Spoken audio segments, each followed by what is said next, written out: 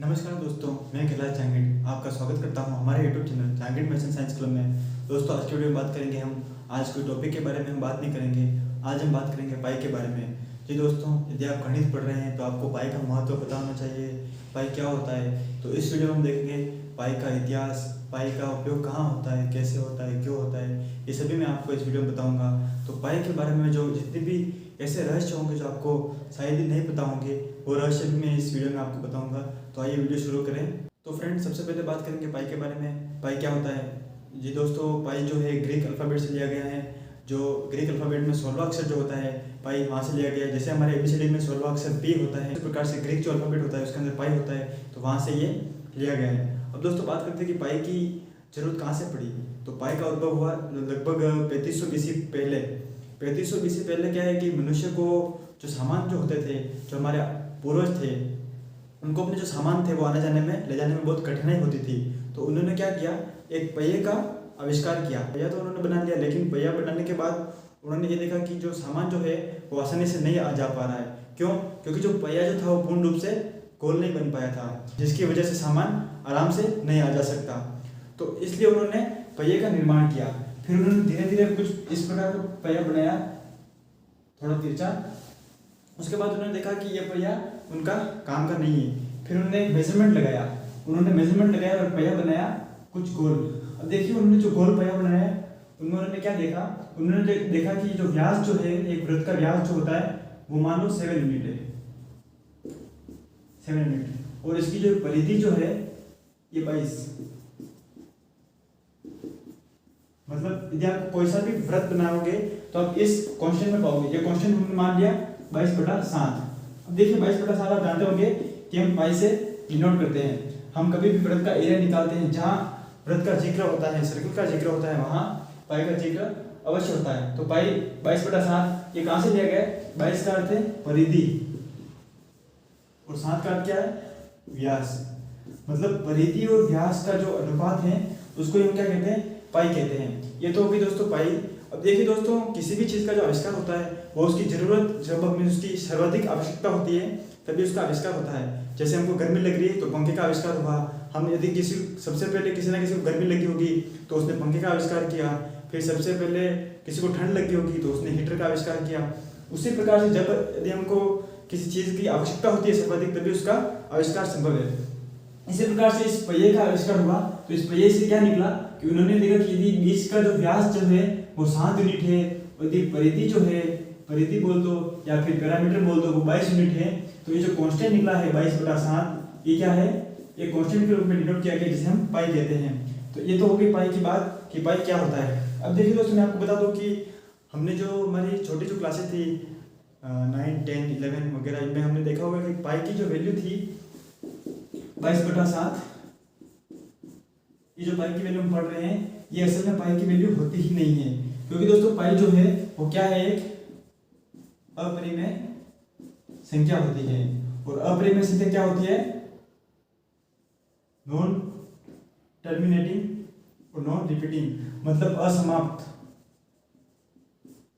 और रिपीट नहीं, या फिर दोहराव नहीं। मतलब पाई जो हम बात कर रहे हैं कि पाई है, पाई क्या है? अपरिमेय संख्या है। तो अपरिमेय संख्या के क्या गुण है? अपरिमेय संख्या असमाप्त होती है और हमेशा क्या होती है? दोहराव नहीं होता है। तो ये गुण पाई के अंदर पाए जाते हैं। लेकिन हम 22/7 को जब हम सॉल्व करेंगे तो 22/7 के में क्या आंसर मिलेंगे? हमें मिलेंगे 3 पॉइंट। ये हमें 22/7 की वैल्यू मिलती है। तो दोस्तों, ये जो वैल्यू है ये हमने 9वीं 10वीं में वगैरह पढ़ी हुई है। तो ये जो वैल्यू पाई की है ये होती ही नहीं है। असल में पाई की वैल्यू कभी खत्म नहीं होती। तो ये जो है इस पे बार लगा दो। बार का अर्थ है कि क्या बन जाएगी? परिमेय संख्या बन जाएगी। परिमेय संख्या क्या होती है? लगातार रिपीट हो रही है। बार का अर्थ है कि एक ही संख्या आपको रिपीट होती जाएगी। उदाहरण के लिए देखिए 1 4 2 8 5, इस प्रकार से 1 4 2 8 5 1 4 2 8 5 1 4 2 8 5 लगातार चलता रहेगा। तो इस प्रकार से हमने क्या कर दिया? बार लगा दिया। तो ये क्या होगी? एक परिमेय संख्या है, जबकि पाई एक अपरिमेय संख्या होती है। तो इस प्रकार से जो आपने वैल्यू पढ़ी हुई है ये पाई की असल वैल्यू होती नहीं है। तो पाई की असली वैल्यू क्या होती है? दोस्तों, मैं आपको बता दूं कि पाई के बारे में जो हमारा सुपर कंप्यूटर था उसमें पाई की जो वैल्यू है, पॉइंट के बाद उसने पाई की लगभग ट्रिलियन की संख्या में वैल्यू निकाली, तो भी उसका मान कभी भी खत्म नहीं हुआ।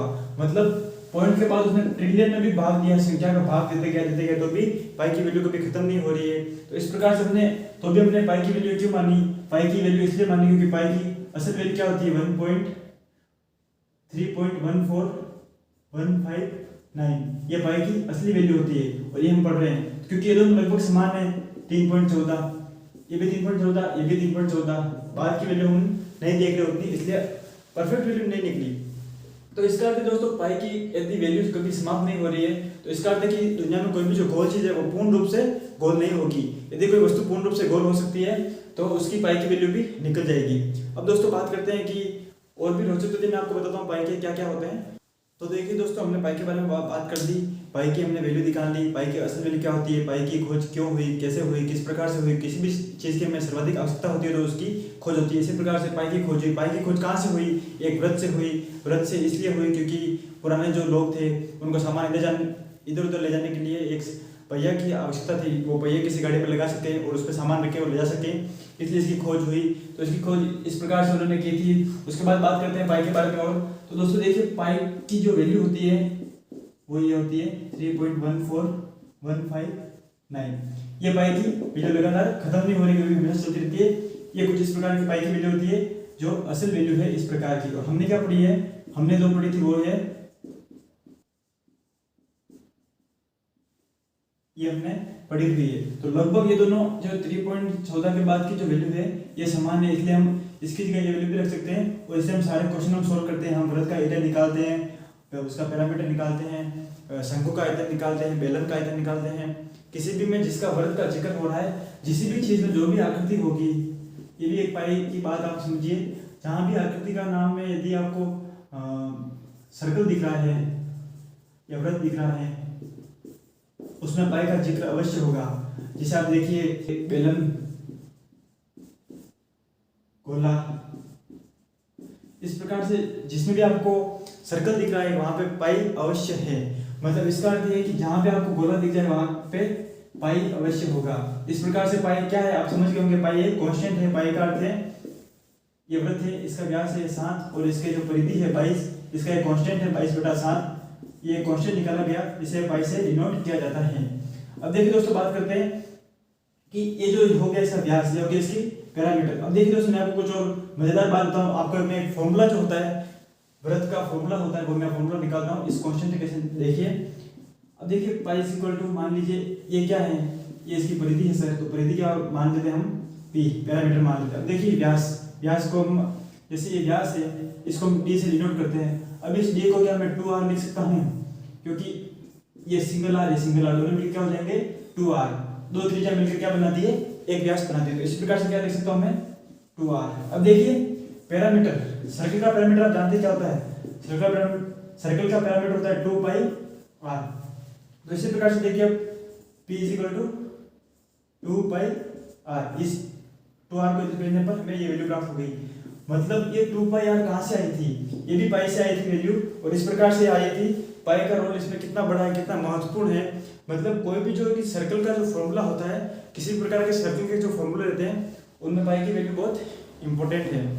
इस प्रकार से दोस्तों पाई की वैल्यू आप समझ सकते हैं। और पाई क्या चीज़ है, पाई का रोल कितना बड़ा है सर्कल के फील्ड में, मैथ्स के फील्ड में, वो आप समझ गए होंगे। और बात करते हैं दोस्तों, क्या आप जानते हैं कि पाई डे मनाया जाता है? बहुत कम लोग जानते होंगे कि दोस्तों पाई डे भी मनाया जाता है। और मैं आपको बता दूं कि पाई डे जो है उसकी विशेषता क्या है। पाई डे एक निश्चित तारीख को मनाया जाता है, उसका भी एक रीजन है। और पाई डे एक समय पर मनाया जाता है, उसका भी एक रीजन है, वो भी मैं आपको बताता हूँ। अब देखिए दोस्तों, हम बात करेंगे पाई डे। तो पाई डे कब मनाया जाता है? तो दोस्तों आप जानते होंगे कि पाई डे जो है 14 मार्च को मनाया जाता है। प्रतिवर्ष 14 मार्च को पाई डे मनाया जाता है। अब देखिए दोस्तों, पाई की असल वैल्यू जो है वो क्या होती है? 3.14159। ये लगभग पाई की वैल्यू होती है। अब देखिए दोस्तों, पाई डे जो है वो 14 मार्च को ही क्यों मनाया जाता है, इसका भी रीजन है। 14 देखिए, और मार्च देखिए कौन सा महीना है? जनवरी, फरवरी, मार्च, मतलब तीसरा महीना। अब देखिए 3.14 मतलब इसका क्या मतलब हो गया? मंथ। तीसरा महीना 14 तारीख, डेट। ये तो मनाया जाता है पाई डे मनाया जाता है। अब देखिए पाई डे 14 मार्च को भी एक समय पर मनाया जाता है पाई डे। वो समय क्या है? 1:59। ये भी इसका भी रीजन है दोस्तों, 1:59 ही क्यों? क्योंकि पाई की आगे वैल्यू देखिए 159 इसकी वैल्यू होती है। इसका रीजन ये है कि 1.59। अब देखिए दोस्तों ये पूरा इससे कनेक्टेड है। पाई डे मनाया जाता है 14 मार्च को, और 14 मार्च को कितने बजे? 1:59 पर। और पाई की वैल्यू देखिए 3.14159। इसका हो गया 3, ये 14 हो गई, और 159 ये भी इसके कनेक्टेड है। इतने बजकर क्यों बनाए जाते हैं? क्योंकि इसकी पाई की वैल्यू आगे ये होती है, और 14 का अर्थ हो गया 14 मार्च, 3 का अर्थ हो गया तीसरा महीना। अब देखिए दोस्तों बात करते हैं कि पाई जो है, और इसकी कहानी मैं आपको बताता हूँ कि पाई जो है ये 14 मार्च को पाई डे मनाया जाता है। उसी दिन दोस्तों 14 मार्च को क्या होता? 14 मार्च को हमारे जो महान वैज्ञानिक है अल्बर्ट आइंस्टाइन, उनका जन्म हुआ था। और इसी दिन हमारे महान वैज्ञानिक एक और थे स्टीफन हॉकिंग, उनकी मृत्यु हुई थी। तो क्या कारण है, क्या कोई रहस्य है इन दोनों का जन्म और मृत्यु का? आप कमेंट बॉक्स में कमेंट करें। और देखिए दोस्तों मैं आपको बता दूं कि पाई के बारे में मैंने आपको जो सारी जानकारी थी वो मैंने आपको लगभग बता दी है, क्या रीजन है। और भी यदि आप और कुछ जानते हैं पाई के बारे में तो कमेंट बॉक्स में कमेंट कीजिए। और यदि आपको वीडियो अच्छा लगा हो तो अपने दोस्तों के साथ शेयर कीजिए, क्योंकि दोस्तों अपने जितने भी दोस्त हैं जो अभी भी नहीं जानते हैं कि पाई की असली कहानी क्या है, क्यों है, पाई किस प्रकार से काम में लिया जाता है, किस जगह पर पाई काम आता है, पाई का इतिहास क्या है, वो सारा मैंने इस वीडियो में बता दिया है। पाई कहाँ से आया, पाई की आवश्यकता क्या हुई, पाई की वैल्यू क्या होती है, पाई किस प्रकार से कार्य करता है, पाई का हमारे गणित या आकृतियों में जो वृत्त से आकृतियाँ बनती हैं उसमें किस प्रकार का रोल है, वो मैंने सारा बता दिया है। और पाई डे भी मैंने आपको बताया दिया कि पाई डे किस दिनांक को मनाया जाता है, कितने बजे मनाया जाता है, और इसका क्या कारण है वो भी मैंने आपको बता दिया। और इस दिन क्या हुआ था वो भी मैंने आपको बता दिया। तो अपने दोस्तों के साथ शेयर कीजिए। यदि आपको ये वीडियो अच्छा लगा हो तो वीडियो को लाइक कीजिए। कि आप हमारे चैनल पर नए हैं तो चैनल को सब्सक्राइब अवश्य करें, और बेल आइकन को जरूर प्रेस करें, क्योंकि मैं कभी भी वीडियो डालता हूँ तो उसकी नोटिफिकेशन आपके पास तुरंत आ जाए। तो इस प्रकार से मेरे दोस्तों पाई के बारे में आपको सारी जानकारी जो थी वो मैंने आपको बता दी। तो वीडियो पसंद आए तो वीडियो को लाइक कीजिए। धन्यवाद।